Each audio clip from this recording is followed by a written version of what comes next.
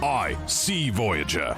Welcome to Eternum, an ancient land of fantastical legends. The Loreseekers, 3 of the finest storytellers of the New World, await your arrival.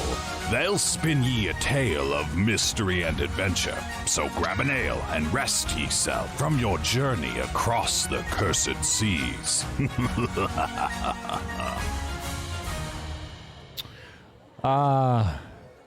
You both came prepared. You both look dressed up. Like you're, I mean, you have hair. Baldy has hair, and the other one has an axe. Yeah, you didn't get the memo, apparently? I brought a hat. I brought my newsboy hat. You brought a Peaky Blinders hat. I brought the Peaky Blinders. It's a So ridiculous. little off the time period, but we're going to let you slide on this one, big boy. I don't have any of my gear yet.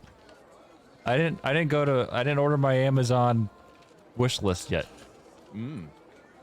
These hideous locks of hair that are on my head is actually a joke, because this is exactly, I mean, minus the rest of the ensemble, this is exactly what my character looked like at the end of the open beta. And it was glorious. It was glorious. It was glorious. You had the most beautiful coat with the most beautiful little blue hue on the bottom, like you dropped glow-in-the-dark paint all over the back of your coat. It was, you looked horrible, man. It was Azoth, You sir. looked horrible. Azoth. Yeah, Excelsior. We're definitely going to talk about it in a little while when we talk about the beta. Oh yeah, that's happening. That's definitely happening. Oh, so how's it going? I miss New World. I know. So lost without you. Do we have any sad music we could play? Yo, dude. I miss it. March so with the bad. subs, baby. What up, baby? I miss it. Thank you, Marts. Gifted subs. Yes, we definitely miss it. Yeah. It's in that awkward in-between phase. It's like where you just want to go back to where you were, but you can't, and you just keep looking forward, and you think, oh, 2 more weeks. Or you go through your library and you can't find anything to play, right? Like everything I get on, I'm like, even Wildlands, I get on it for like 15 minutes. And I'm like, I know. but I can't hear anybody chopping a tree down. Yeah. I can't swing it two-handed. Can't Warhammer. Can't swing it. We'll talk about that later because some changes have been made to our build. So Oh yeah, there have been changes. There have been changes. Well, Maxi. you guys are ready to get started? All right then. I got nothing else to do. Right, governor. All right, well, ladies and gentlemen, boys and girls, thank you so much for hanging out. This is the Loreseekers podcast, where we talk New World. We are your hosts. My name is Jibs, and I'm joined by Cash. Hello, friends. We are very happy to be here. I wish everybody was a fly on the wall about 10 or 15 minutes ago, because it was absolute mayhem. You would have thought we were on freaking crack in pre-show. Just going through our sound checks and everything. We're super excited. Like, the hype is freaking real. And I would say probably the worst thing about this week is that I had to go back to work. Womp, womp, womp. Yeah. Yeah, you liked having those, what was it, a couple weeks off?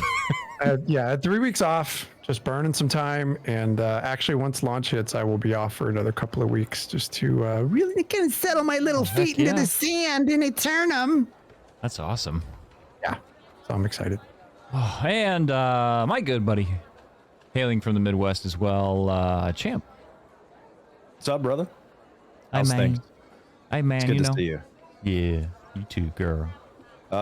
We had a blast in that beta.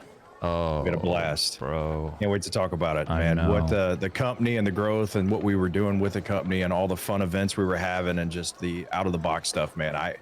I miss the interactions with the people more than I miss the game. But the game is the tool that brings it all together. So it's just fabulous. Yeah. Simply fabulous. Yeah. We'll talk about it. Yeah, I like how you play it off as if it's not. Oh, well, friends, thank you so much again for hanging out and tuning in. We do appreciate it. If you want to hear more about everything we're doing over here at Loreseekers, you can visit loreseekerscast.com.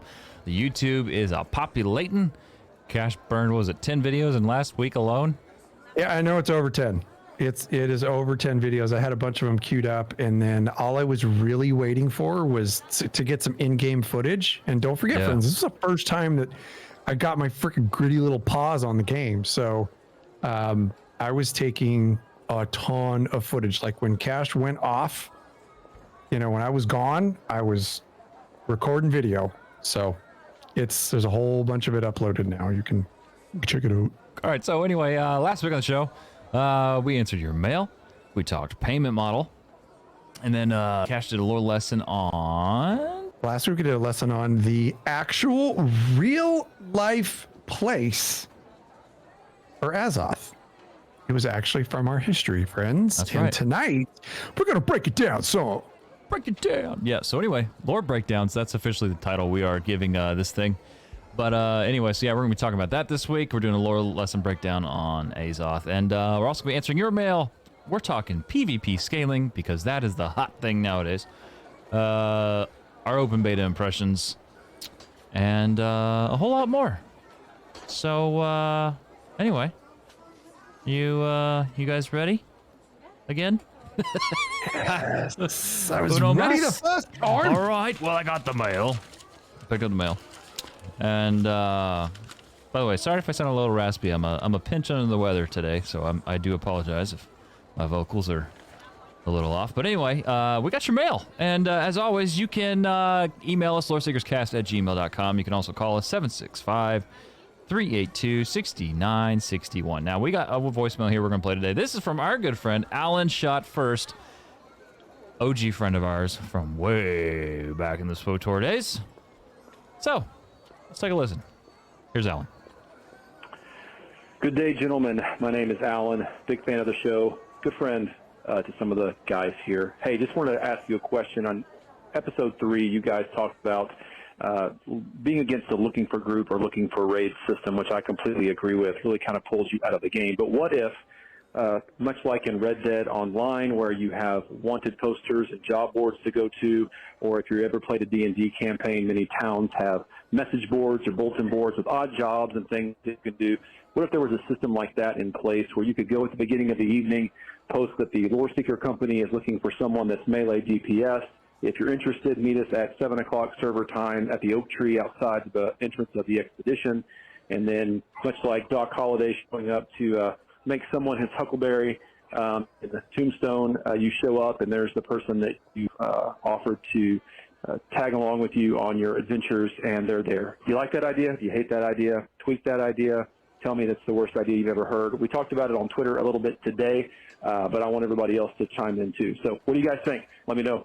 Great. All right.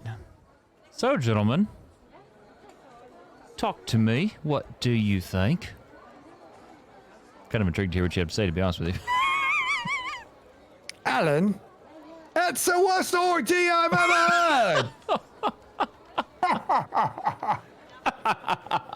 Just kidding. Just kidding. That's actually a great idea. Now, the biggest question that I have is this like the meet us there at this certain time, send me a message, or is it like meet me on the 10th green at 9:30 and then the sprinklers come on? See what you did there. Which one is that? I'm going to say Everybody sprinklers. Happy Gilmore? Yeah, sprinklers. No, we did talk about this a couple weeks ago, and I think what we talked about in particular was the fact that we did not want there to be any type of dungeon finder system in this game because it takes away from that huge open world sandbox MMO community feel.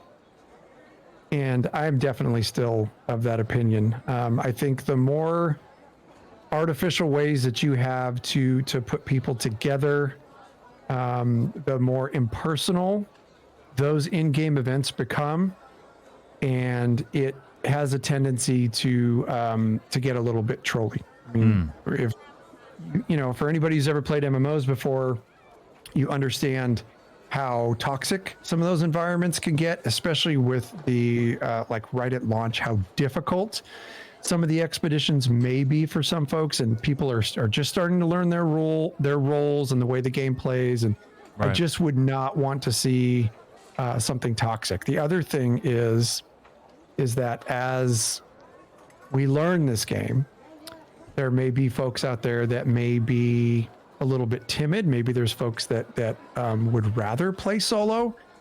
And I truly think in my heart that folks are missing out on the group dynamic out there at times when they just choose to do that. So if there was some kind of a board that was sort of a middle ground where you could kind of sign up for for groups that needed that, much like the system in World of Warcraft where you would sign up for heroics and such. Sorry, Bruce, I hope I didn't steal that from you, but I know it's probably your go-to because that's where you lived for so long in WoW.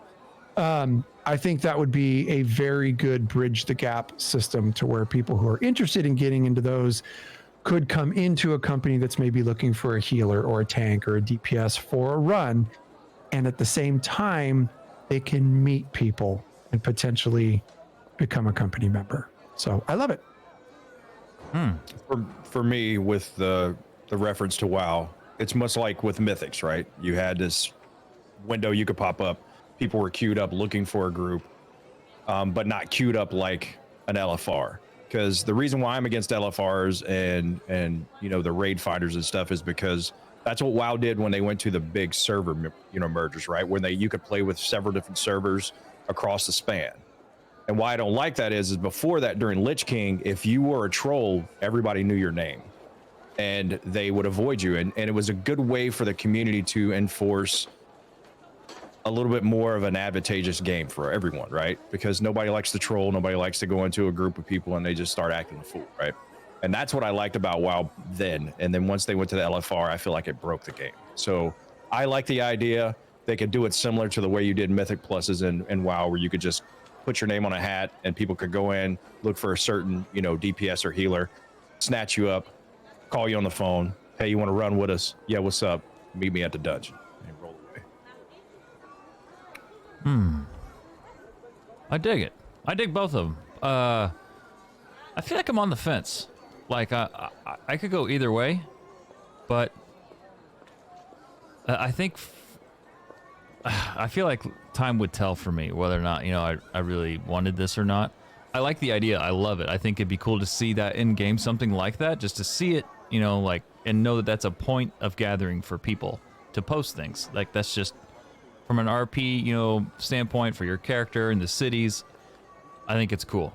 I want to see what the game looks like without something like that, and I know we will, so that's kind of a given.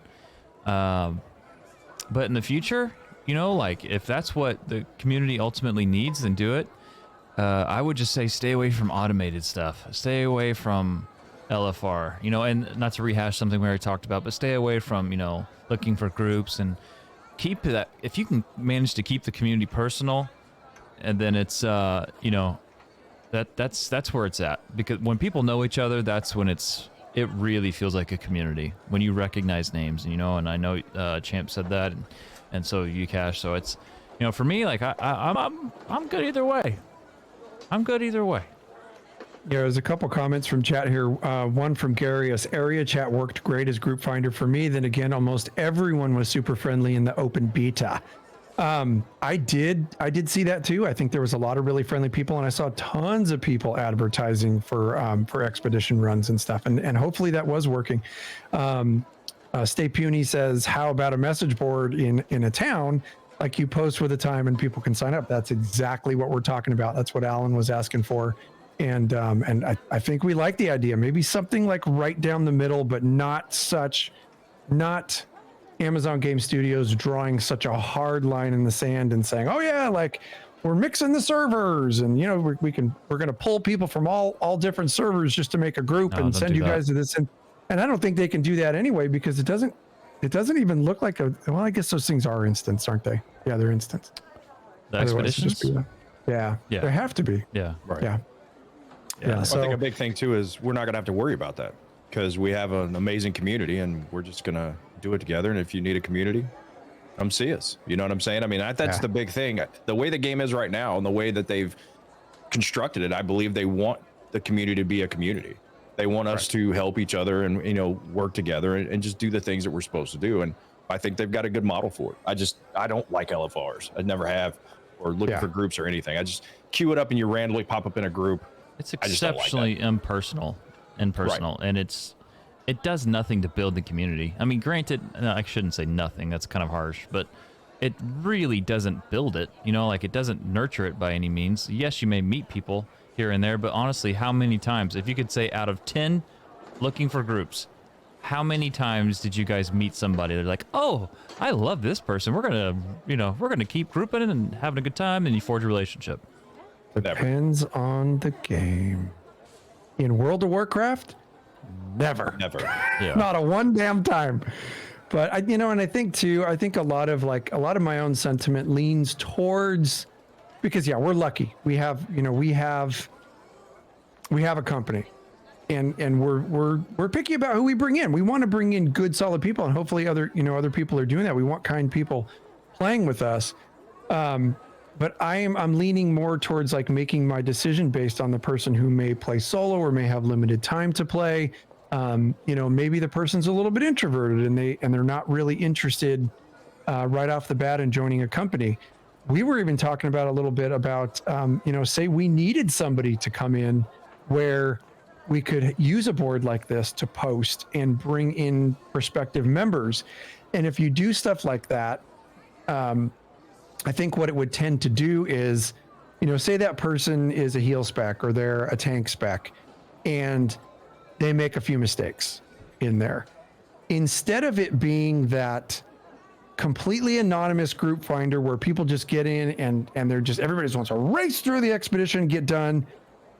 We're going to take our time going through. We're going to, if that person's having a hard time, we're going to maybe help them. Maybe we're going to look at their build with them a little bit right in the middle of the expedition and help them along with let's throw down this heal first, get this one going first, use this one to spot heal.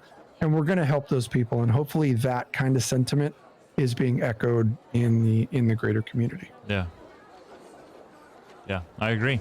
Well, again, thank you, Alan, for the voicemail. And you can always call us 765-382-6961. And of course, you can leave us a email. Sorry, loreseekerscast@gmail.com. Oh, yeah. Eternum's news has arrived. All right. Well, gentlemen, it's time to talk open beta. Now, we were there. Cash, you're the opinion I think we really, we all want to hear. Me and Tugger Nuts on the other side of you. We've both been in it. Yeah. So it's, what did you think, bud? Talk to us. I'm sitting in the seat, so I guess that's saying something. I can probably, that was a joke. I can probably sum it up with a soundbite. Okay. Okay? All right. Ready? Yeah. Right. Here's a summary of my beta experience.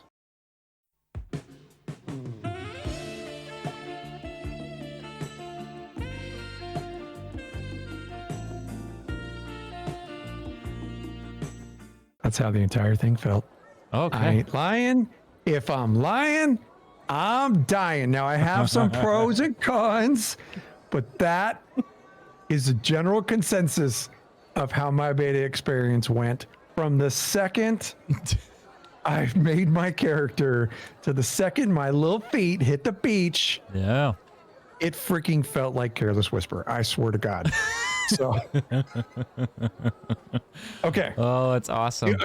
So do you want me to like bullet point this thing out here? Because I know I have a tendency to carry things a little long. I'm ready for you this time. I'm ready. I mean, like, we're bracing for impact, but ultimately, I remember the day that you started playing. I couldn't wait to call you. Because normally, anytime we do a new game, a new expansion, typically we're on around the same time. I was working, you were off, you were playing. I looked forward to hearing what you thought, your initial thoughts. And you gave quite a bit. I did. So I'm gonna get some of the obvious stuff out of the way. Right off the bat, was absolutely overwhelmed with the visuals. Like, I think the comment I made was, I have never seen an MMO this pretty in my life ever. Yeah. I've played a lot of MMOs, my friends, a lot. This one takes the cake for the visuals, hands down. Starting with the character creator, simple, yet complex enough to allow for some variety in your character. Do I think it could be maybe scaled up a little bit? Yes. Was I complaining? No, absolutely not, because I was able to get my character the way that I wanted my character to look. Now, there's one thing about the character creator that we are going to discuss, an improvement I think could be made. It could just be my very specific problem, but I'll explain it to you. I loved the combat. The combat was slower for sure than what I'm used to. Yeah. Without the tab targeting, absolutely brings your skill in. But the thing that I loved about it, it makes your combat more methodical, more tactical. Now, granted, I had to switch out and remap some stuff so that it was a little more comfortable for the way that I like to play. But even doing that was very, very easy to do, except for that dodge key. I'm still looking for a really comfortable spot for that dodge key because I come from 4 years of playing a game where I was used to double tapping on my A or D key, on my WASD keys, basically, in order to do a dodge roll. So I keep like double tap. Oh crap, I have to hit shift. So that one's a little wonky to me, but trust me, I'm gonna have plenty of time in the game to get used to it. So not super worried about that. I had a plan going into the beta. I wanted to try all the weapons, but I really wanted to focus on being a DPS dealer with bow and an ice gauntlet. How quick did I switch from bow ice gauntlet to a life staff and completely switch the way that I was going to play the game? As soon as I handed it to you. Yeah. I mean, like, and when I picked it up, I was like, it's shiny. He'll like this. And I said, hey, Mike. Yeah. Cash, come here. Yeah. Try this. Traded You it were to like, me. And there you went. Yeah. As soon as I grabbed it, I felt like, Turn that up. I want to hear it. but it felt pretty dang good. Like, I'm not going to lie. That felt freaking amazing with the life staff. I was super stoked on it. And I really quickly switched the way that I feel like I'm going to play the game. So right now, the biggest thing I'm trying to figure out is what I'm going to put as my second weapon. Like, I was rocking life staff and bow for a while. Then I had life staff and spear for a while, but I think I'm definitely going with the life staff, and I'll probably be healing, main healing, which totally happy about. I got a massive true feeling of exploration in the game. Oh, yeah. Oh my God. Yeah. And I remember looking at the map at first, and like, I'm looking at the map just going like, that map doesn't seem that big. It's effing huge. Yeah. And it's not just because you're on your feet, friends. The map is freaking massive, and there's so much more to be added to this map. Like, you can see where it ends. Right. There's stuff beyond it. It's just going to take some time, and the map's going to be freaking massive. The UI, it's the best UI in a game I've ever seen. It's freaking clean. It's super intuitive, and it's absolutely beautiful the way it works. So freaking 10 out of 10 on the UI for me.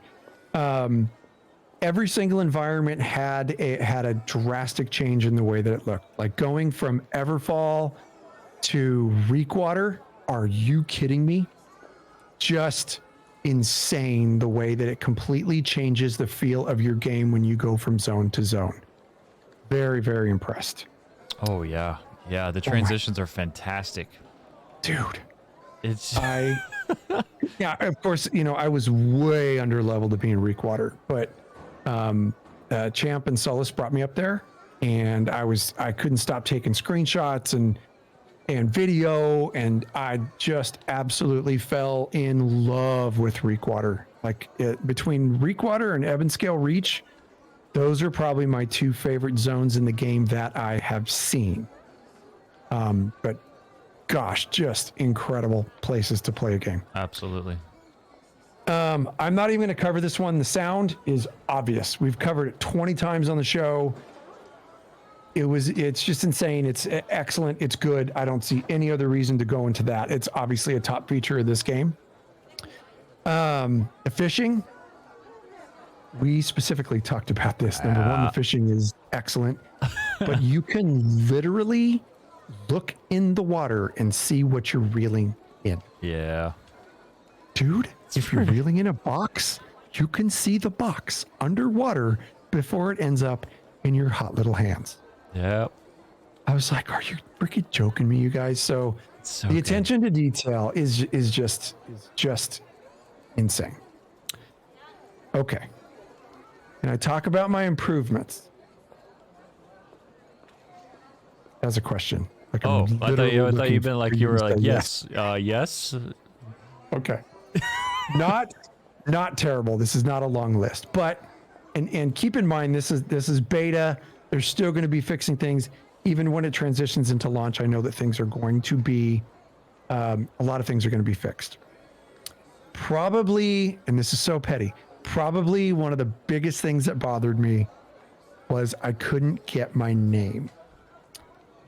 I don't know what's going on with the name filter, but my name has a K for the first name and a K for the last name. There's no third K. I'm not trying to make some kind of a stupid statement. Just a K for the first name and a K for the last name. And it would not let me take it in any variation. I just couldn't get it with those two letters. Now I get it. I understand. But when I see somebody run around with a name like Harry Testes or James Mick Large Rooster, it torqued me just a little bit that my completely non-offensive name, I couldn't get it just because there were two letters that they thought was going to go to a third letter, which would have been something absolutely terrible. And that's not where I'm headed. So that bummed me out a little bit. Not a game changer. I'm still going to play the game, friends. It's just a name filter, and I can figure something else out. Another big thing we noticed was that there's no ability to make larger groups. So we were having to run around with multiple groups where that's a factor for us. So if there's like some way to like, I don't even want to use this term, but convert to raid, something that gave you that function to where you can convert it into a larger group, it really helps for group leaders to track for sure.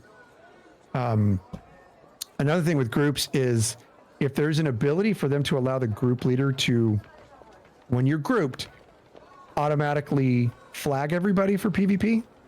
Like maybe if the group leader decides to do that, a little thing pops up on your screen that says your group leader has opted to flag for PvP. Are you okay with this? Something to that effect. And if you're not, if you click no, then it will remove you from group and keep you unflagged.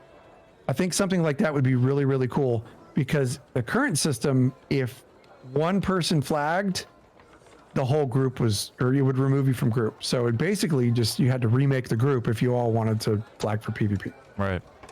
So unless there's like some other reason for that, I think that would be a really cool feature to add. Agreed. There was that little sound issue that was going on, but it's like beta, no factor at all. Whatever, that's going to be fixed. I wasn't even worried about it. Right. And then there were the armors. I was so excited to get my light armor for the Syndicate. I know where this is going. And When you got that helmet, dude. this is the reason that I'm wearing this god-awful wig is because when I got my headpiece for the Syndicate, I looked like freaking Lord Farquaad. Not only that, but I had these high socks with these gold buckle shoes. Yeah. And this long gallon duster. See if I can't find it. With a frilly shirt. It was hilarious. The light armor, where like literally all I was looking for was some kind of a hooded cloak, or I would have worn anything else with like a hooded cloak, like for what I'm going for with my character's motif. Oh my God. It was so ridiculous. that I loved it. And I literally rocked it everywhere we went.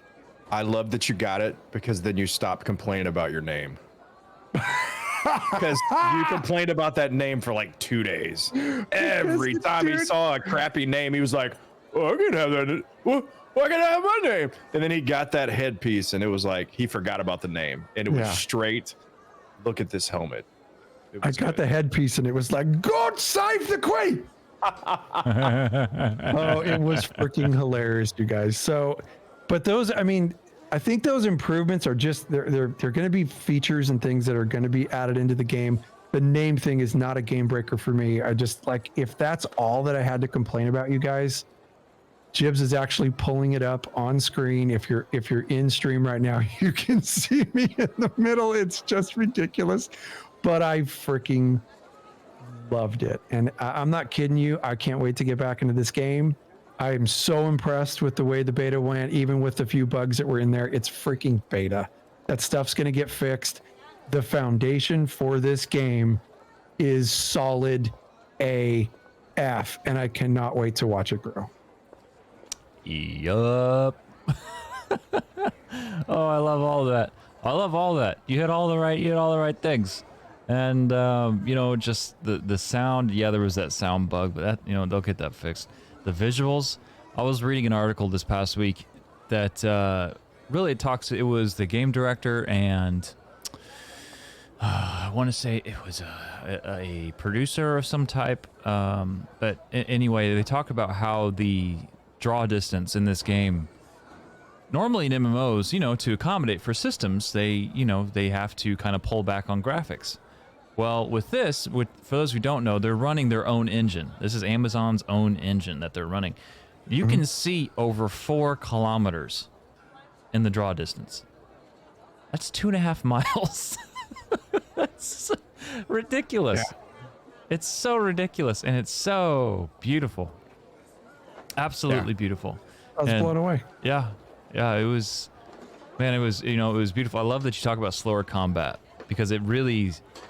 And it's a dynamic combat. When you're fighting something and the AI will actively dodge you when you are queuing up your abilities, I mean, that's unparalleled. No MMO has done that we've played ever. Champ, tell the story about the mob that we were fighting and what it did when you swung. Remember that? It backflipped out of it. As soon as I went to hit it, with the Warhammer, I got that big swing that knocks him down. As soon as I cocked it back, she was a pistolier at a pirate camp, and she did a backflip out of it. And as soon as I missed, she shot me, and it was amazing. Oh, wow. I was so excited. That's cool. She totally parried him.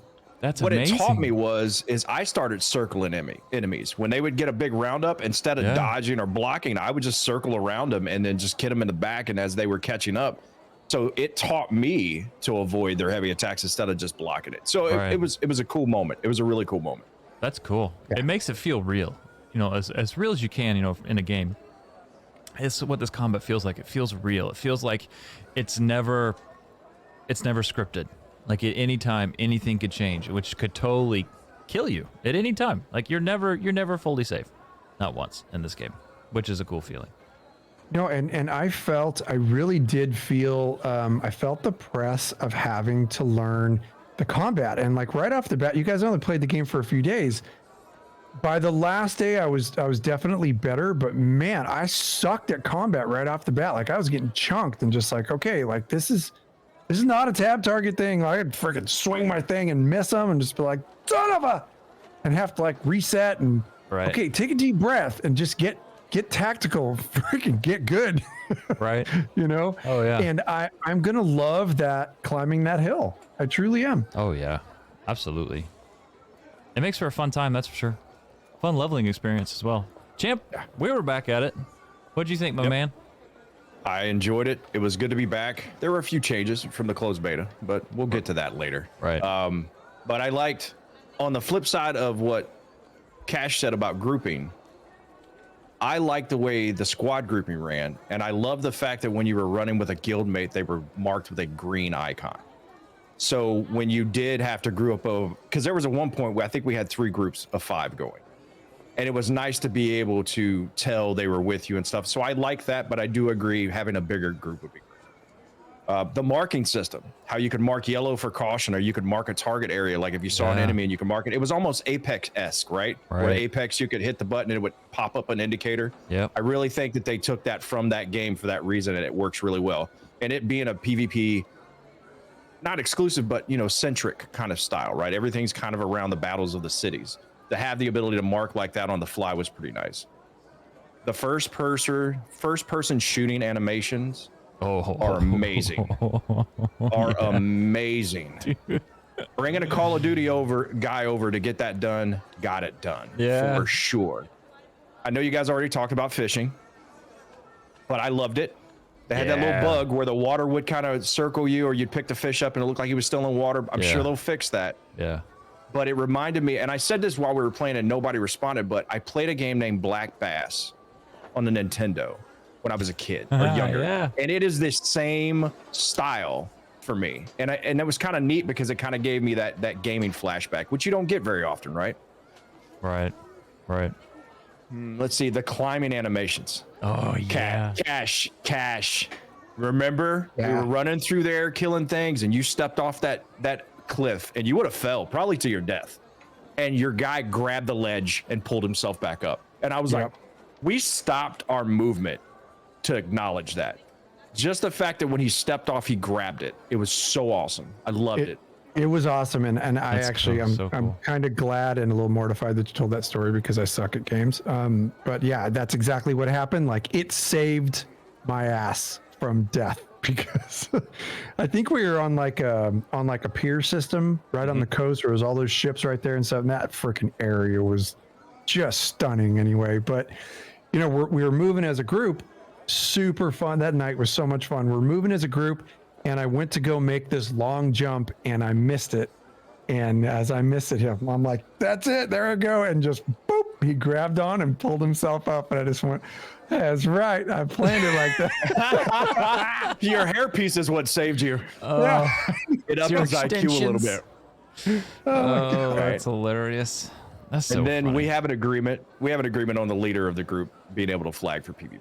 I put that in my notes as well, as far as like something that I really think that we need. And then I was going to tank with a two-handed mace and the two-handed axe.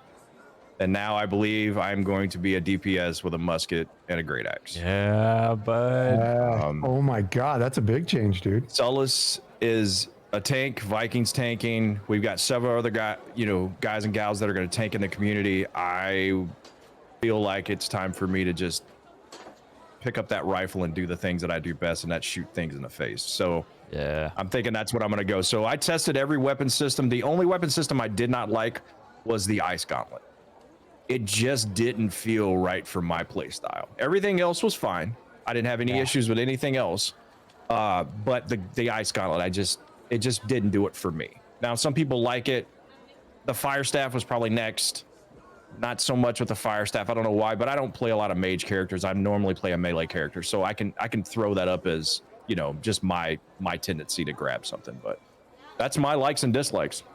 See, and that's interesting for me because I'm a little concerned about where I'm going to go with using the life staff, and because typically people are, and I know I can play whatever I want, but a lot of people are pairing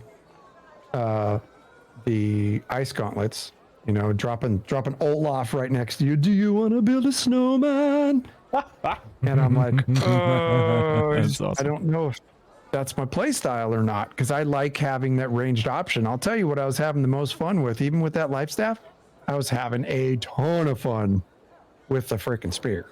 Yeah, dude, you were hitting some snipes with that thing. Yeah.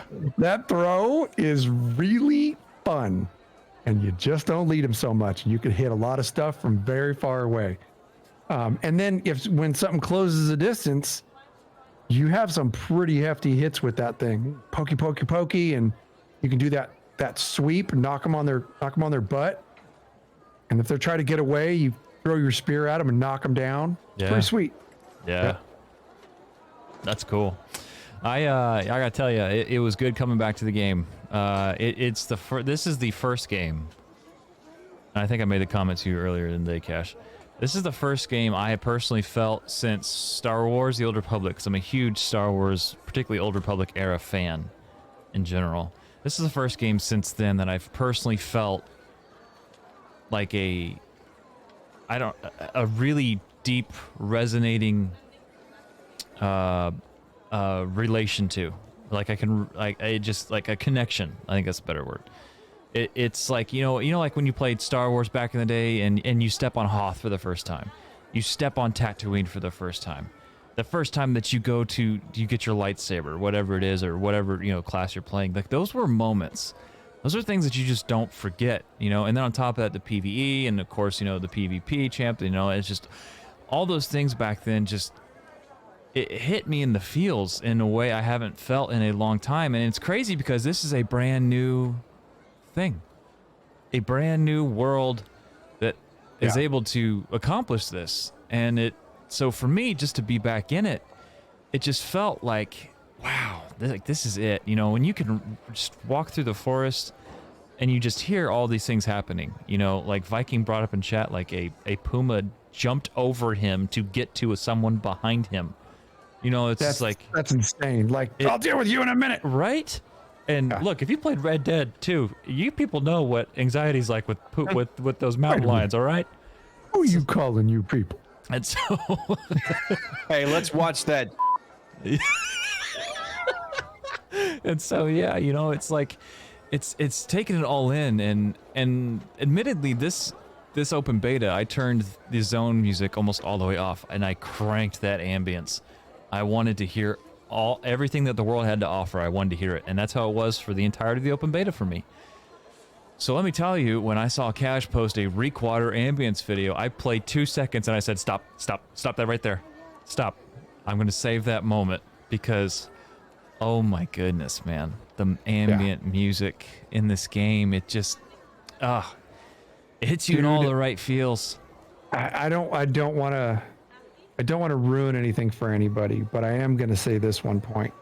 When I walked into the settlement at Reekwater, I truly felt like I was in the Pirates of the Caribbean inside of it. If you've ever been to Disneyland or Disney World, I had that feeling like in my mind, I could smell the musky smell of that place and hear the music and the darkness. And it brought a lot of freaking feels to walk into a zone video game. Yeah. Yeah. Unreal. Yeah. The sounds of that jungle.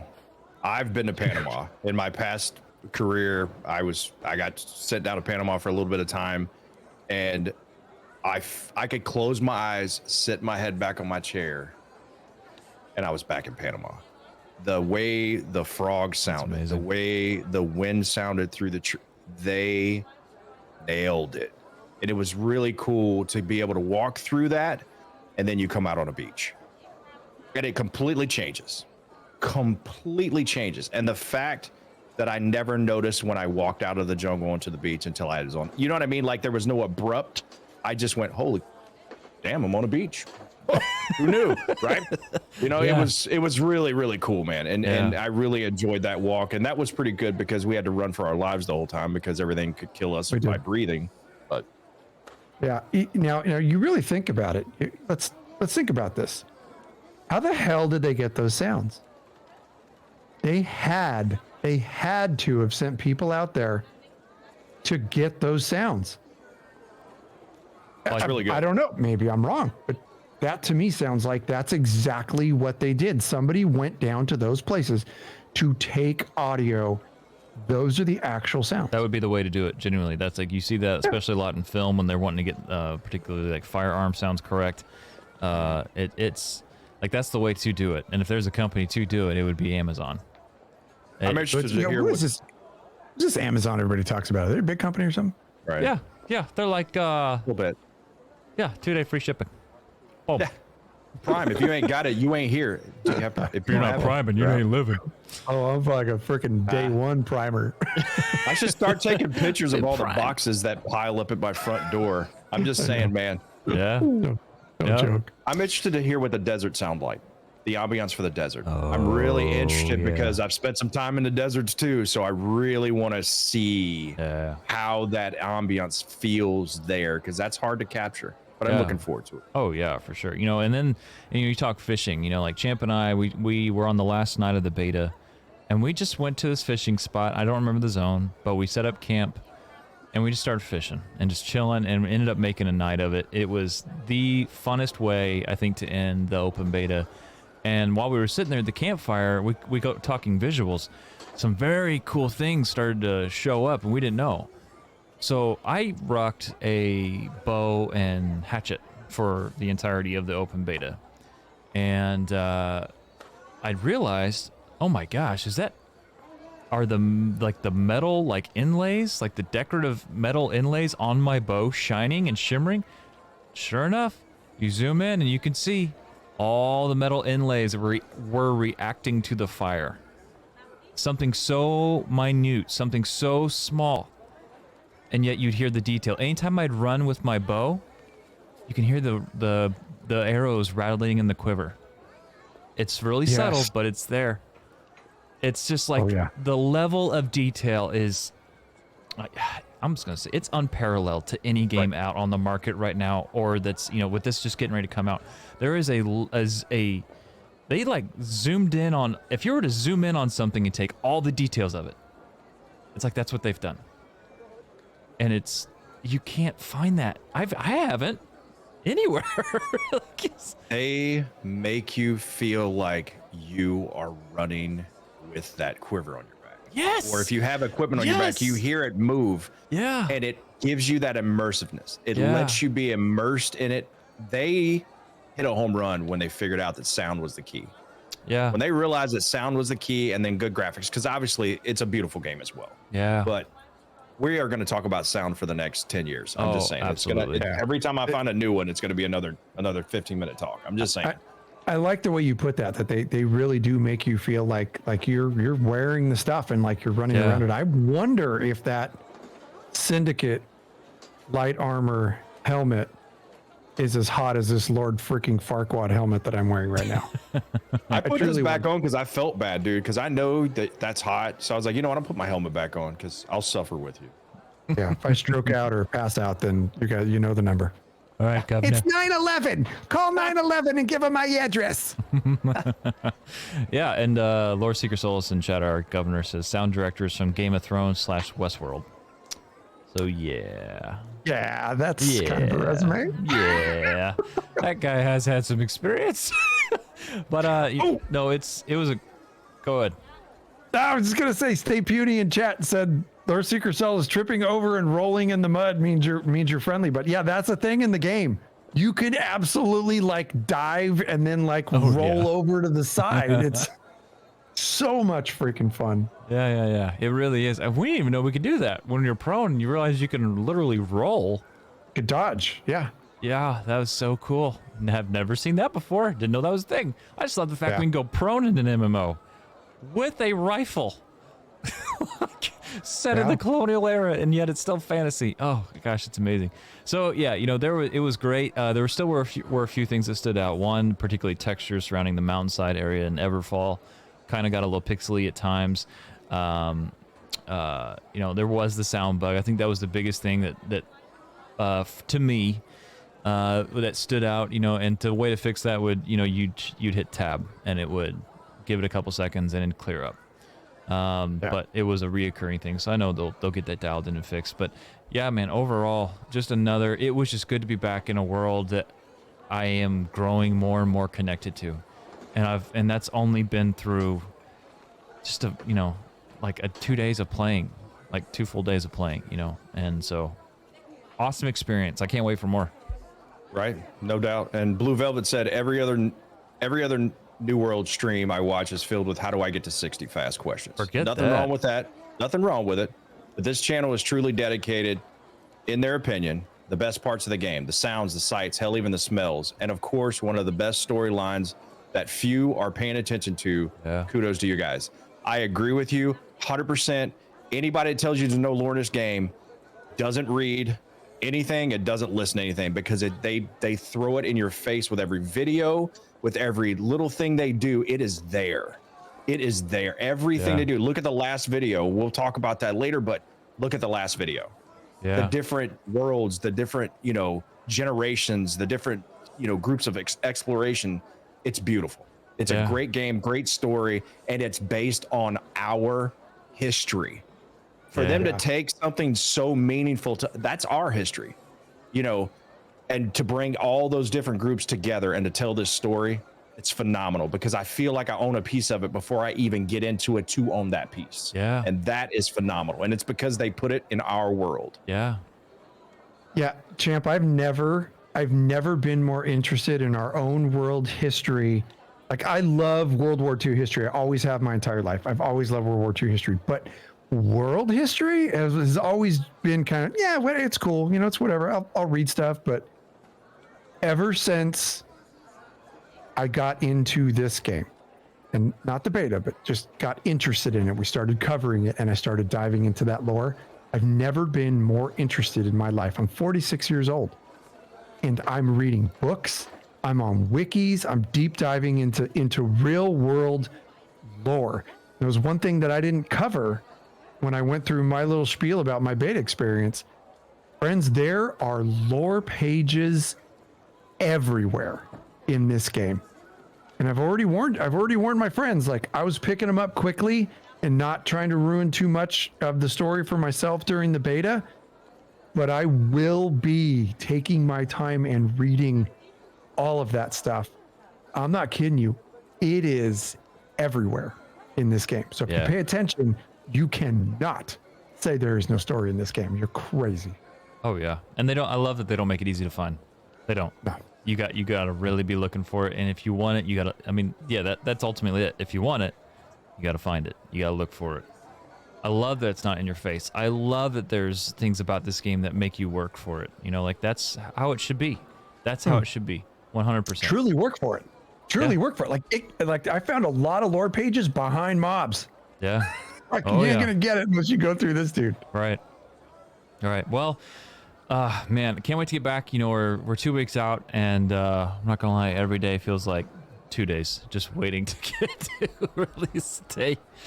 But anyway, so yeah, we'd like to hear your opinion on it. Tweet, if you're on social media. If you're not, that's fine, whatever. But you know what? Let us know. Instagram or Twitter at Loreseekercast in both those areas. Or you can also email us. Tell us about your experience, loreseekerscast@gmail.com. So, PvP scaling. This has been a big topic around the community. And for those who don't know what it is, Cash, can you kind of give them the fill-in? Give them the old uppity on it. Yeah, so tons and tons of talk about this, friends, about this PvP scaling. Basically what it is, PvP scaling is Amazon's way to make the open world PvP experience relevant for everybody. So things like when the PvP scaling is on, things like weapon skills, gear score, and the attributes that you've earned at your level provide less advantages than your skill level. So it becomes more skill based. So things like damage, armor, strength, attributes, things like that are reduced when you are coming into contact with a player that is of lower level. Now, it's the opposite for a lower level player. And basically what it's meant to do, here's kind of an example of it. Say you have a level 60 player and they come into contact with a level 15 player, both flagged, 1v1. A level 60's damage compared to a level 15 player's damage is going to be severely reduced. The level 15 player's damage is going to be increased greatly to narrow that level gap. So it makes it a lot easier for a level 15 player to be able to stand toe-to-toe with a level 60 player. So low-level players will have increased damage against higher level players, which is also going to scale up the healing bonuses that they get if the lower level player is spec'd into, say, passive heals, like some of the weapons have. So it's become a major issue especially like on Reddit. It's become a big problem because the higher level players, particularly when say a level 60 comes into contact with 2 level 15s. And I'm just throwing out those numbers arbitrarily, right? But a higher level player against 2 lower level players, you're pretty much effed as a higher level player. You're probably going to get killed unless you just completely outskill the other 2 players. And that's where the rub has been. You know, it's so for those who don't know or don't realize, scaling was in closed beta, and then they flipped it to try the other side of it to see how, you know, what it was like or how it performed, and, you know, probably what we thought about it as a community in open beta. And so we've seen both sides of the spectrum. I'm just gonna dive in it. So here's my deal. I am a PvPer at heart, old school PvPer at heart. I love competitive. That's what I love. I love that feeling. Like if I have to somehow find that feeling, whether it's in through podcasting or it's in, you know, it's in through, you know, playing. If I'm playing Switch one night and I'm playing some random game, you know, I have that drive to compete. Like we're not younger anymore. You know, me being on a basketball team or doing that stuff, that's long gone. You know, so for me, competing is, you know, it's in gaming. And so for me, the old school PvPer in me, I've had to really think about this, trying to piece this together, how I want to say this. The old school PvPer in me is fine to an extent, leaving it without scaling. Don't freak out, hang on. But I'm a firm believer in skill-based competition. I come from playing a ton of PvP. While I was in ESO, I would do a lot of PvP in a game called For Honor. It's a medieval game. And For Honor, you do have some armor that do offer you a little bit bonuses. But at the end of the day, it's a very skill-driven PvP game. And I will say this, I believe with a few tweaks to what it needs, that for the longevity of the game and for what's best for what has been built, the way that PvE and PvP really intertwine in a way we haven't seen before, but I believe in a really good way, a really healthy way. It really feeds each other. It's really kind of awesome to see how that's, you know, coming about. But for longevity there, I feel like PvP scaling definitely needs to be a thing, because at the end of the day, competitive fights, good fights fought with skill matters more than ganking somebody because maybe they chose not to power level. Maybe they chose not to watch 60 videos on how to get to 60 in 5 hours. You know, like they want to take in the game. It's not fair to them. It's also, you know, vice versa. So I'm a firm believer that good PvP is competitive PvP. If you're constantly getting face rolled, that's not one that's going to keep people from flagging, which ultimately means PvP won't really be a thing, which ultimately means it'll affect the wars and the governors and people holding down, you know, territories. And so for that reason alone, and I played closed beta, and I still feel closed beta PvP was better than open beta PvP. Open beta PvP was a whole lot more toxic.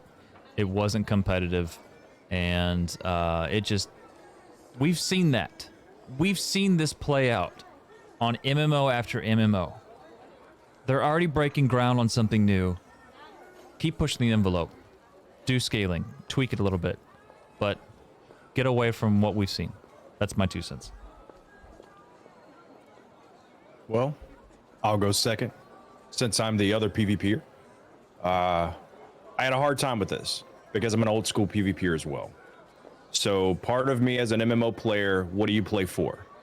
You play for the growth of your character, to get the best gear you can get, to do the best damage you can do, to hold the best line you can, right? So that part of me was like, I don't think a level 15 should be able to kill a level 60. I just don't.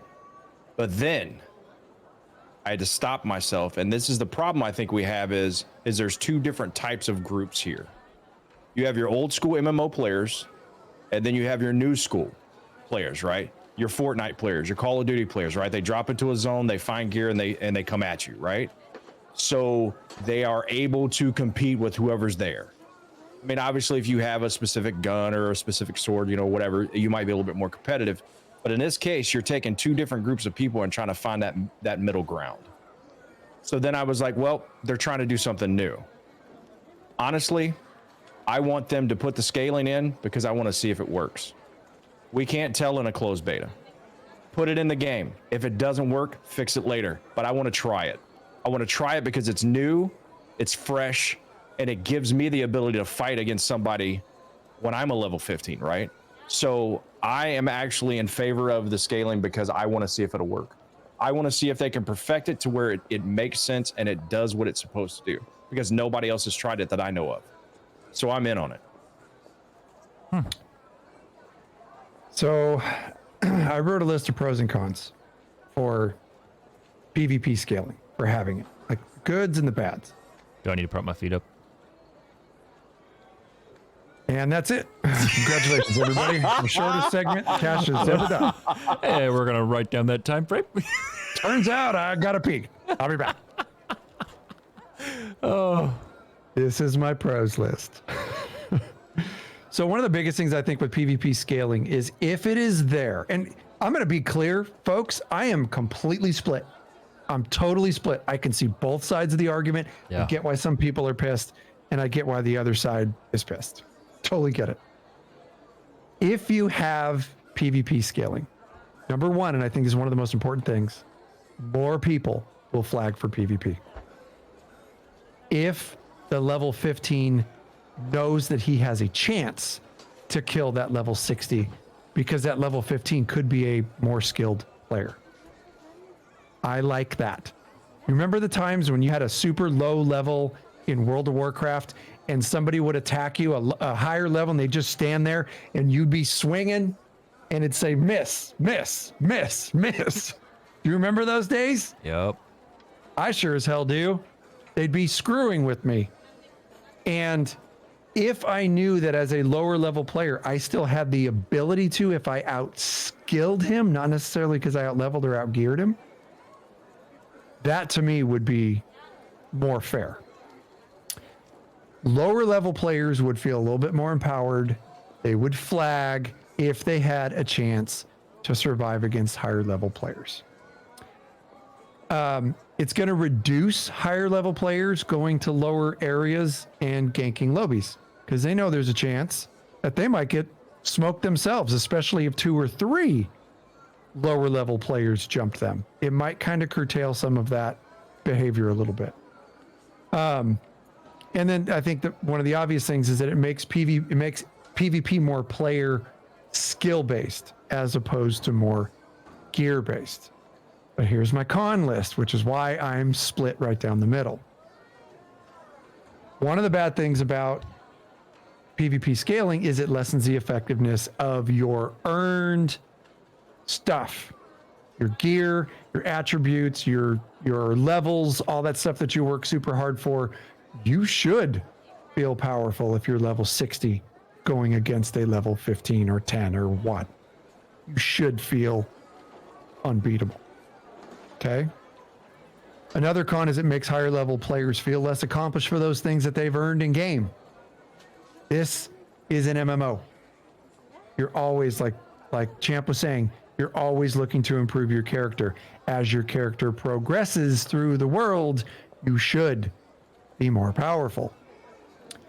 It allows much more lower level players to effectively gank higher level players, and it's going to encourage those low level players to have death squads running around looking for the lone level 60 who's flagged.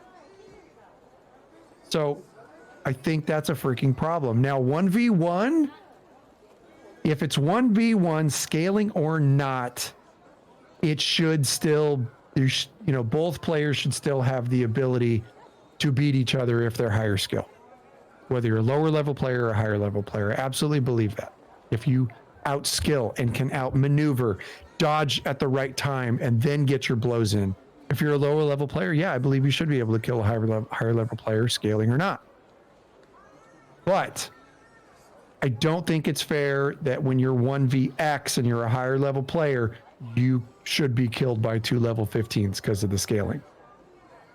So where I landed on this is I think it should be a mixture of the two. They need to, and this is the hard part, AGS needs to find a way to have scaling in the game, but keep it as balanced as possible. And I'm not a developer. I'm not a PvP expert. I don't know where that ground is going to land, but I do agree with having some type of scaling in the game to make this game, to make the PvP in this game accessible for people who want to play it. If you don't want a PvP, you just don't flag. One of the biggest things, the most important things is you don't want to disregard people's investment. Right. You don't want to disregard the time and the grind. That's important. Every player wants that. I want that. It's like, so you finding that happy balance. It's like, you know, that's really where I think where the rub is with this whole thing. And if you think about this, how many times are you going to run into a level 15? Let's be realistic. There are no alts at this point. So we're talking about something that might happen one time. That's a good point. So Good point. So if they scale it for you to go from level 1 to 60 and you don't have an alt, it's only going to go through once. So if that is the fact, if that is the key and we don't have alts or whatever like that, I want scaling because I want to be able to fight and stand my ground. You know what I'm saying? And that was, I just dawned on me. I'm not going to have any more alts just one time. And I'm going to be 60 and that's my character. That's it.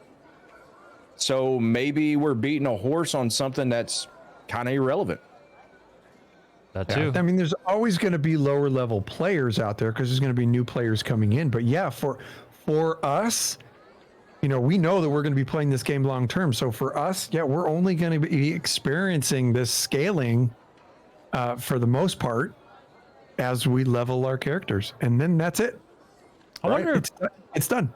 I wonder if they have the ability to do a mixture of both. So like, you know, level 40, you know, if you're max level, if you fight anyone like 40 and below or 50 below, it scales you. If you're fighting between the 50 to 60 mark, you're no longer scales. I don't even know what that would look like. I don't know how that would feel as a PvPer. I don't know.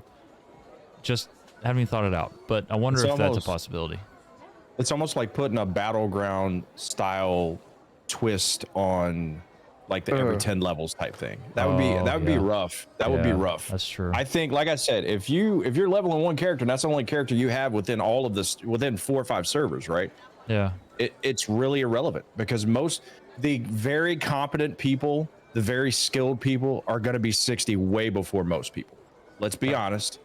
So it's almost a moot point from that perspective. And they're for scaling maybe because they want more of a competitive fight with the not leveled people, right? Yeah. Because most of the PvPers that I know don't like just ganking people that are low level. Like, how many times were we running around flag? There was like, what, 12 of us running around that one time? Yeah. And we'd see one lone guy and we just walk right by him. Right. Throw the deuces up to him. I'm not killing somebody just because they're in another faction in their flag, because that's not the way I run my game. It's not a good fight. No.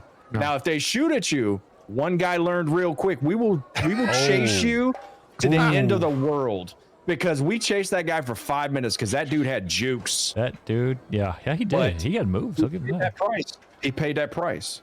He taught me something, to use the trees and to use, you know what I'm saying? Yeah. Like, oh, okay, great line of sight. I like you. Yeah. But I think he had a whole litter of kittens after he took that shot of Jibs. And he thought it was going to be a 1v1 fight. And like 12 people came over the hill. Yeah. He didn't realize 12 people were on Discord like, oh, hell. You know what's great is, here's Gibbs right here. He goes, champ, let's go get him.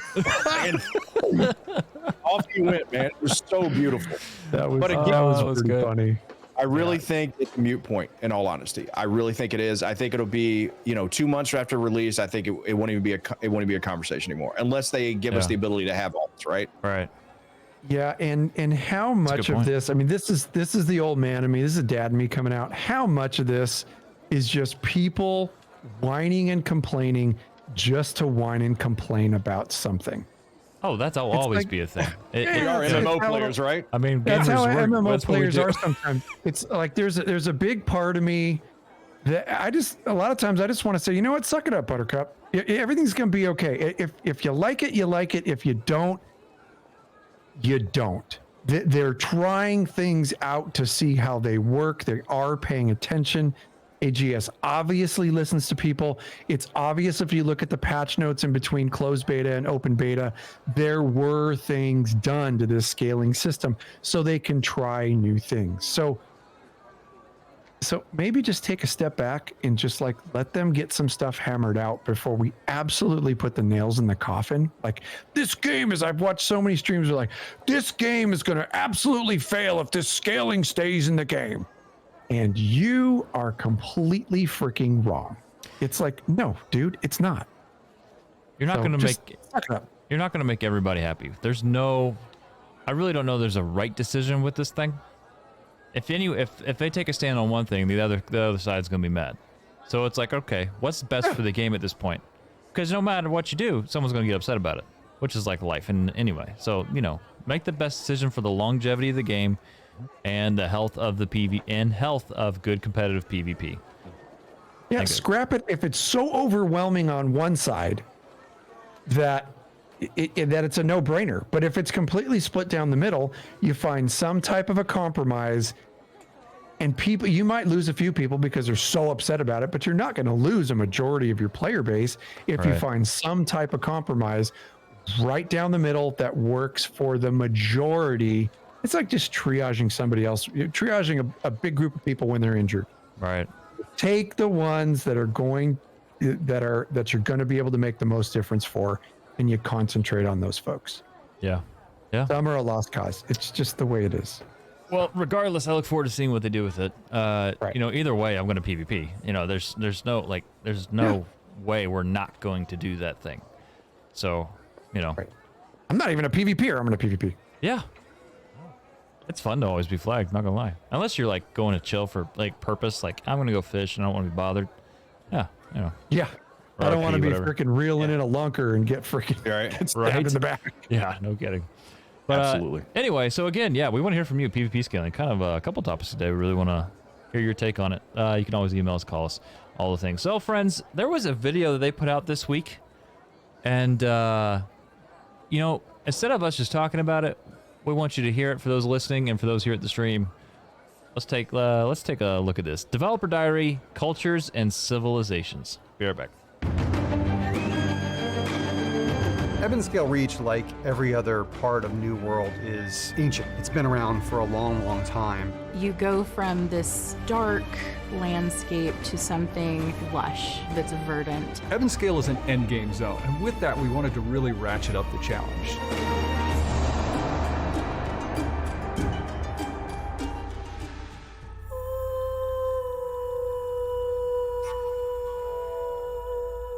People have been landing on Eternum since the beginning of time. Some of them are out in search of Eternum, whereas others just got here by mistake.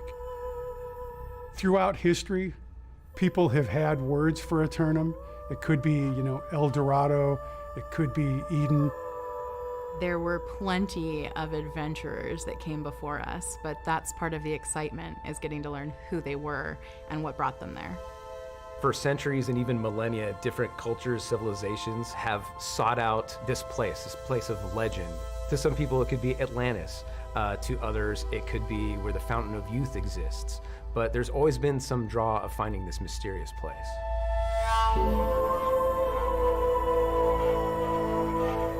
That's one of the most interesting things about this game as an artist, because we wanted Eternum to feel like this mythical place where different cultures that didn't exist near each other in real history could clash here. There's something special about that.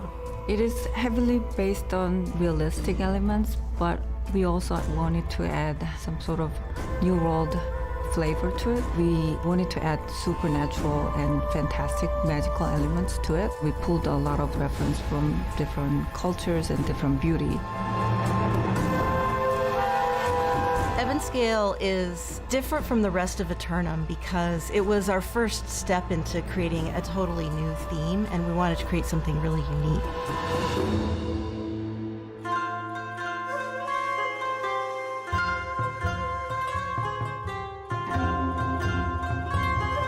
We really wanted the world to feel new and inviting and feel like there's always adventure over the next hill.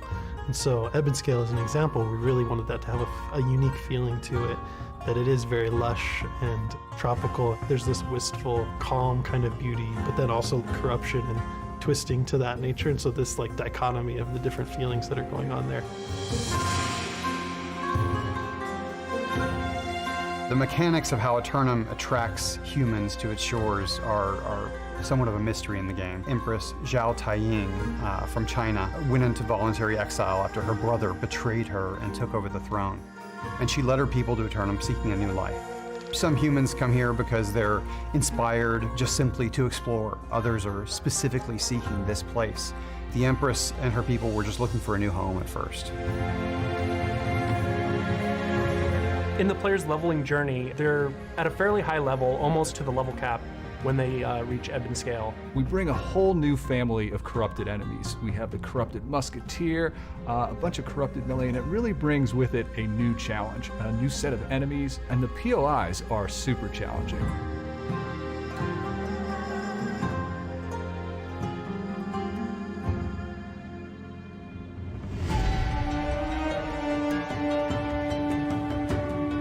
The leader and most powerful figure in Ebonscale Reach is the Empress.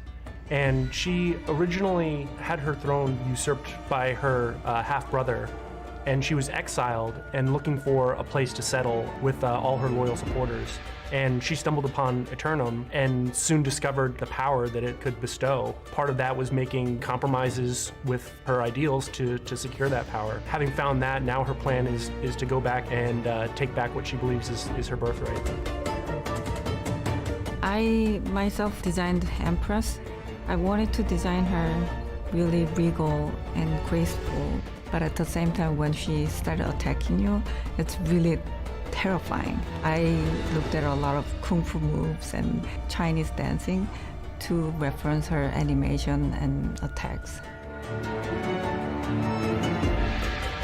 The player will encounter the Empress at the end of the Dynasty Shipyard, which is this amazingly difficult expedition where players have to go in and they see the fleet that the Empress is building, this fleet of ships that she plans to go back and take what is rightfully hers. So the player has to go throughout the expedition, has to sort of destroy all the ships while a bunch of enemies are trying to stop them. And at the end of this, they finally encounter the Empress. So super challenging fight.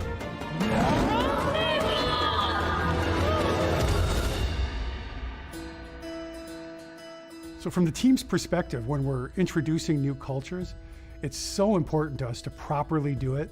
We want to make sure that this comes across as a celebration of that culture. Creating Ebonscale Reach, the team went through months and months of research and then also working with some of our other geopolitical teams, because what we want to do is be honorary to the source material, but we want to also view it through the lens of Eternum and the struggles that exist there.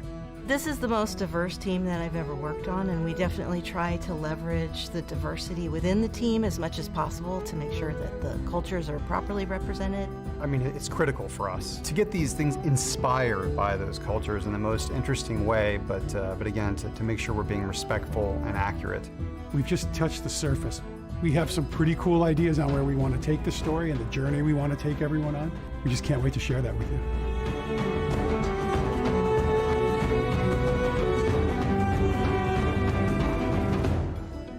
Wow. Wow, wow, wow, wow. That trailer, or that developer diary, so good. One, we want it to be a celebration of the cultures. And two, the geopolitical teams going out and really getting a good grasp of what these cultures look like. That looks awesome. That was awesome. Yeah, absolutely was. Hey, we just got a massive raid And we really want to thank New World Show for bringing that. That's freaking awesome. Thank you guys very much. Yeah. Really, really appreciate that. It's really cool. And welcome everybody in. Absolutely. Coming back around to that video, that is probably one of my favorite videos that they have ever put out. And I think for some of the reasons that you just mentioned, Jibs, because, you know, when we're talking about a game that talks about our own history and all of the different aspects of cultures and civilizations that have touched Aeternum before we even think about stepping foot on the beach, says a lot about, number one, I mean, I don't want to be like totally cliche, you know, lore seekers and say the lore, but it absolutely talks about the lore. That leaves this game so wide open for such a massive story that touches folklore, real world history, just all sorts of different aspects of our history, including the one thing that makes me so happy is the different cultures. Yeah. And the way that they talk about how that is a key factor for the team to nail those cultures and be respectful to what those cultures are and bring out the beauty in all of them. I am in love with that.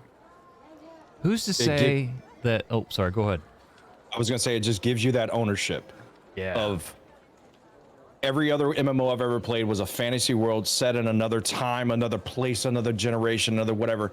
I am actually seeing things I learned about as a child going to school. I'm seeing Vikings. I'm seeing the Oriental, you know, esque of this, you know, and the Kung Fu. Man, I hope somebody does like some Bruce Lee stance on me when I walk up there. You know what I'm saying? And like just kind of gives me one of those. But you've got the Vikings, the conquistadors, all of these things. Is it the Garden of Eden? Is it the Fountain of Youth?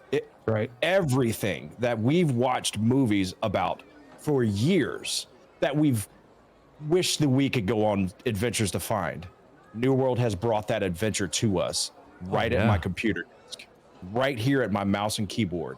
I get to go and do those things. That is amazing. And that is why I love this game.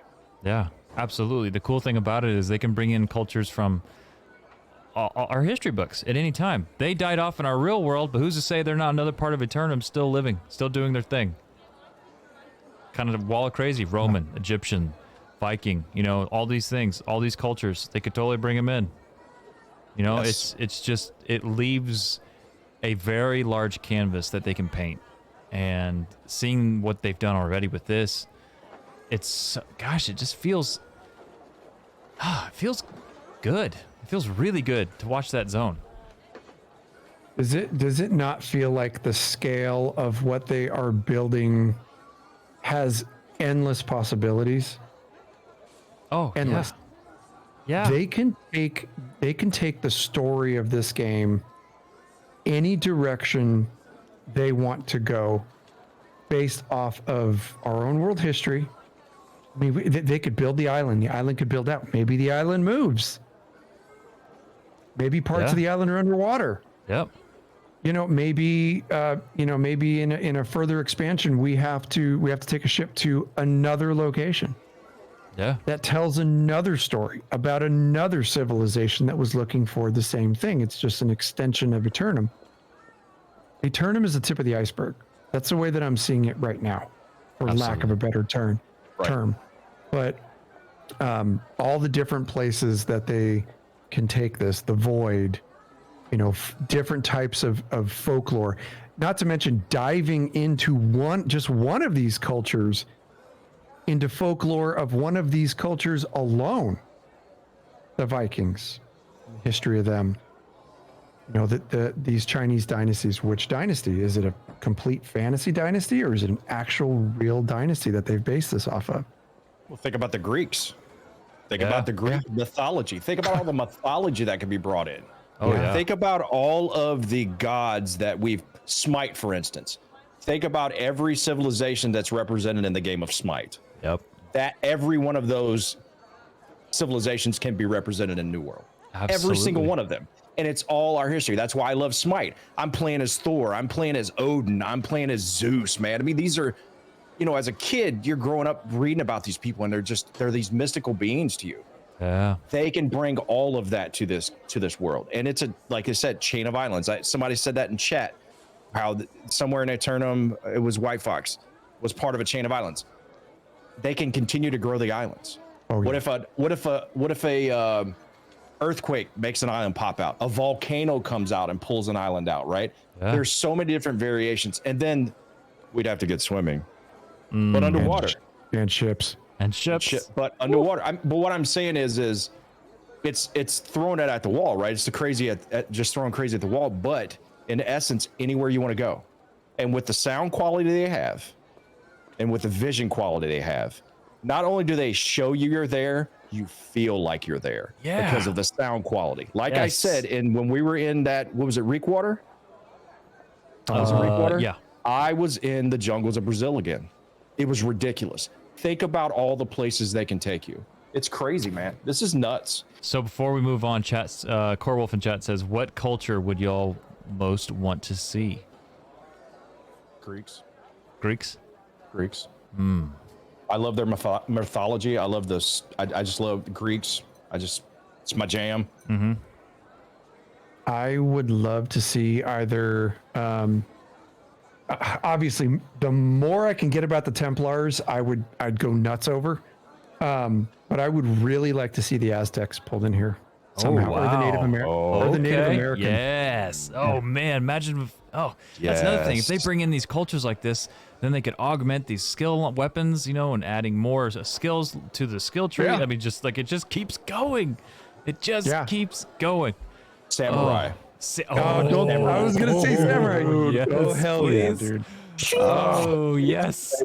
My outfit's gonna change about 100 times, boys. I'm telling you, this is gonna be. I'm telling you right now, if they bring samurai, I will buy a full Bushido outfit and sit in this chair and do it in Bushido because I'm gonna kill you. I'll kill you with my sword. So good, dude. I will definitely be the first life staff / samurai sword wielding healer you see. Don't are coming near me. I cut you. I just think 47. Oh, it's so good. Oh, it's so good. That's good. That's very, very good. I think I think it's a pretty good segue into our deep dive on the lore because there's going to be a lot of parallels that we draw here with culture. It's true. So for those of you who if you weren't here for last episode, we did a whole lore lesson on, and then a lot of you, for those of you who are just joining us here on the live show, what we do is we do a lore lesson, whole lore lesson video, and then the next week we do a, what we're now calling Cash. The lore, break it down. Oh, wow. Was that? That was a terrible Rage Against the Machine. Oh man! I thought I was in a wrestling show. I didn't know what was going on. Yeah, right. Me too. So anyway, lore breakdown. So this week is a lore breakdown. The lore lesson we're going to be talking about is on the blue elixir. You can read this if you want to, or you can watch the video over at youtube.com/Loreseekerscast, or you can go to Loreseekerscast.com and read it. But anyway, the blue elixir, Azoth. It's pretty cool when you consider something like this being built into the game, that it's pretty much like one of the main sources of power in Eternum, because it's like living. To me, whenever we talk about this and you see it in the world, to me, as an old school Star Wars fan, I think of midichlorians immediately. Oh, nice pull. You know what I mean? So it's, you know, to me, this doesn't feel like a stretch at all or some brand new thing. This just feels like an extension of something I've already loved, and I love this even more. So, you know, Azoth being the mysterious element that travelers seem to seek in Eternum. You know, that's one of the main reasons why so many of them came, why so many of those notes that are written, if you go and read the lore, and I encourage you, that's why we love this game so much. You're really seeking the lore. You're learning about the passions that these people had. The desires, whether good or bad. You know, they're there, and Dude, it's I just real. got excited like a freaking 5-year-old when you said that. It's like, and you know, I'm sorry. No, you're fine. And the fact that actually Azoth itself was, you know, a real element in our history. And, you know, a lot of it has to do with Mercury in the real world. And, how it was used how this is used in New World, a lot of you already know. If you don't know, we'll tell you.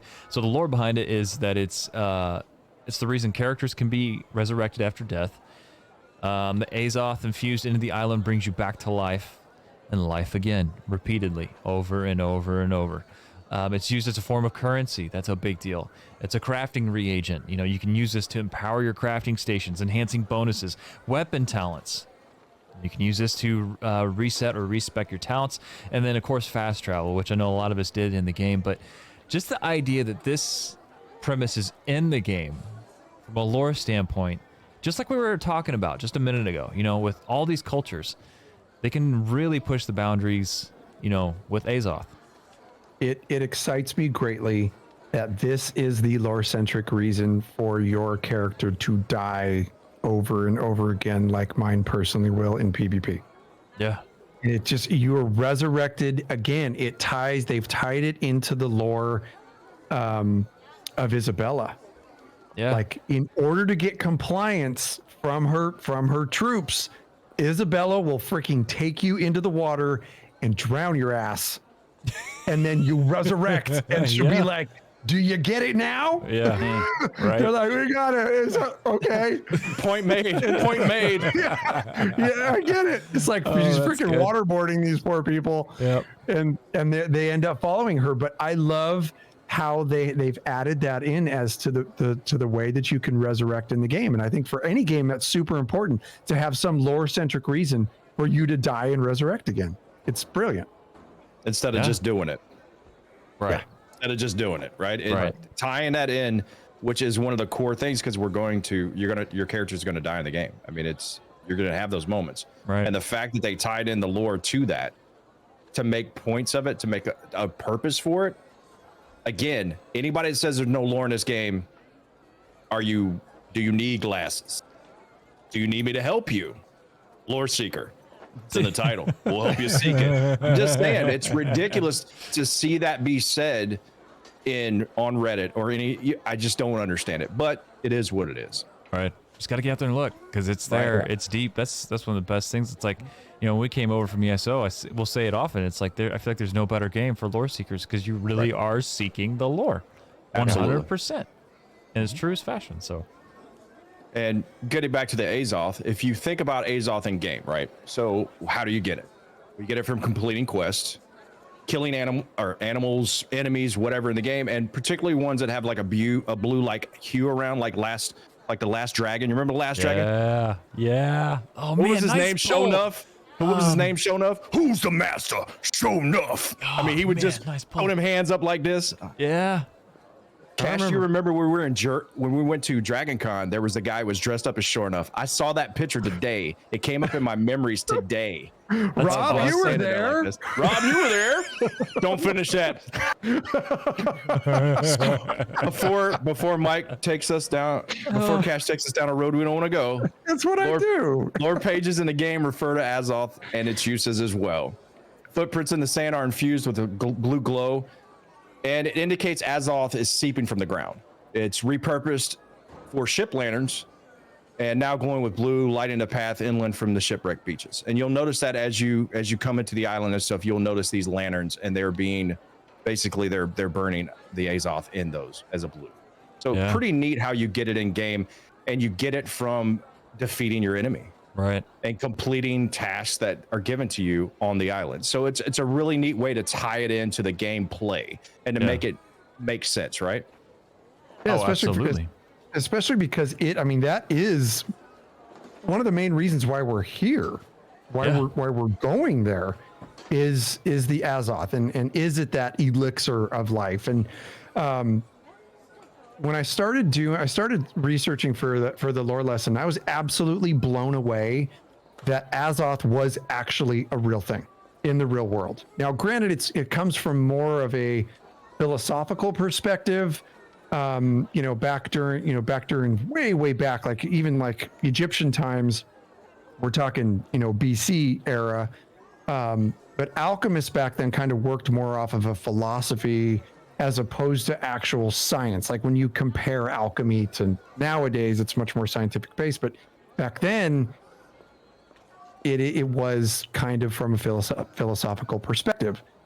But it kind of started in the Age of Discovery, where alchemists were searching for the elixir of life. They literally were searching for things to cure diseases, and they were working a lot with metals in order to find this perfect element that was able to transform regular metals into things like silver and gold. They kind of tied it all into what they called back then the Philosopher's Stone. It kind of became synonymous with this whole element that alchemists were searching for. Right. Well, one of the things, just like Jibbs had mentioned, one of the things that they did find was that Mercury had a lot of these elements, had a lot of these characteristics they were looking for in this type of transformative elixir. So they first found that actually in Egyptian tombs way back, like 1500 BC time is when they found that. And then it kind of transformed into Mercury being like this elixir of life that helped to prolong life. It helped to heal injuries, maintain general good health, which to me is freaking amazing because Mercury nowadays will freaking kill you. Right. Like, what? Mercury, like I've always been told that don't touch it. Right. If you bring a thermometer, don't touch it. Yeah. Okay, I won't. And then you're freaking playing with it with your finger, like flapping it around the ground. But during that time, during this Age of Discovery, Mercury represented perfection, enlightenment, and what they considered was heavenly bliss. But what they called it, what the alchemists called it, was based off of a Latin term, Azoth, which was Arabic for Mercury. And that's where Azoth was derived from. So folks, like, this is a real thing. And this is why it's so exciting that Amazon Game Studios has drawn from our history. I freaking flipped out when I saw it, when I was researching. I was like, oh, I'm just going to use the Google box. I'm going to type in Azoth. And there's a freaking wiki page on it. And I was like, no freaking way. And then there I go. I'm in a freaking deep hole looking at all the things freaking Azoth. But that's so cool. It's awesome. And it became this philosophical thing back in the day as they were looking for something to embody their medicines, this animating energy in the body. Right. And that's what Azoth became. It became like this elixir of physical and spiritual perfection. That's really cool. It's freaking unbelievable. It's really cool. That is what we're looking for. There's so many layers to the lore in this game. So many layers, and you know, again, it comes back to how they weave in real history, you know, and it just makes it that much. To me, it makes it infinitely more engrossing and entertaining. Like, I just want to just devour all of it because there's so much of it.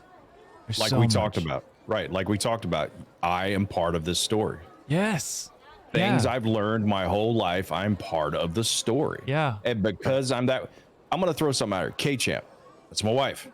She has never played a video game in her entire life. Ever. Yeah. She's older than me. I'm going to leave it at that. She don't look older than you. I know, dude. She's so gorgeous. I don't know what I did. I don't know. I got money. You rolled a 20. Right. I rolled a natural 20. But I bought her a computer tonight.